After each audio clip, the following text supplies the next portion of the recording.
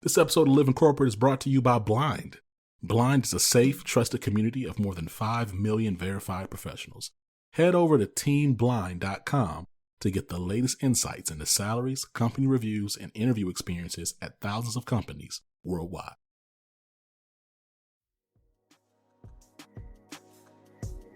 What's going on, Living Corporate? It's Tristan, and I want to thank you for tapping back in with me as I provide some tips and advice for professionals. Today, I want to talk about 4 types of influence to use at work. No matter what field of work, or if you're entry level, middle management, or C-suite, everyone relies on influence to do their job.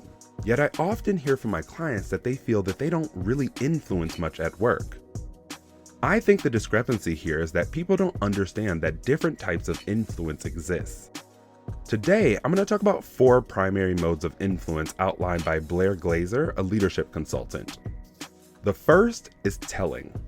This is one of the quickest ways to use influence. It works best for emergencies, procedures, and regulations. This type of influence typically is top-down, meaning it comes from someone in leadership to someone in a lower position. Think of when COVID hit.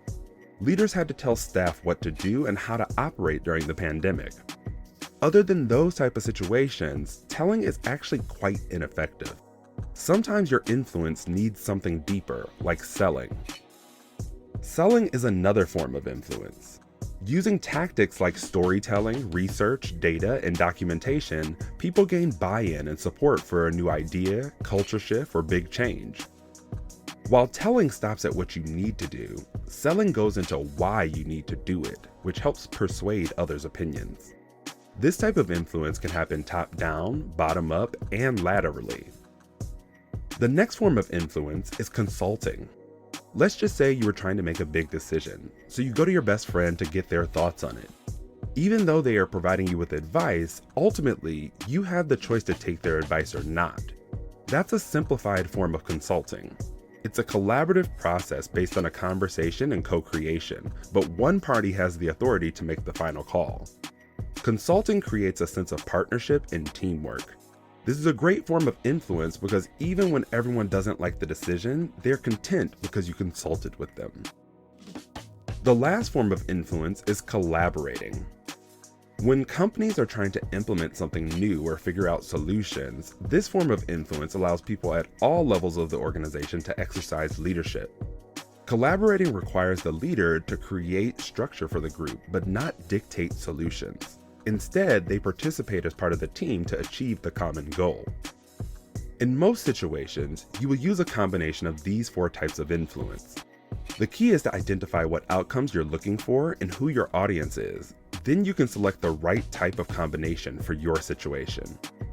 This tip was inspired by an article on the Muse titled 4 Types of Influence to Use at Work According to a Leadership Consultant by Blair Glazer and brought to you by Tristan of Layfield Resume Consulting.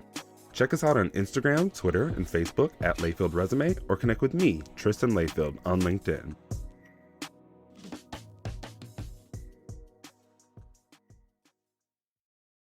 Living Corporate is brought to you by Doximity. Doximity helps over 2 million medical professionals.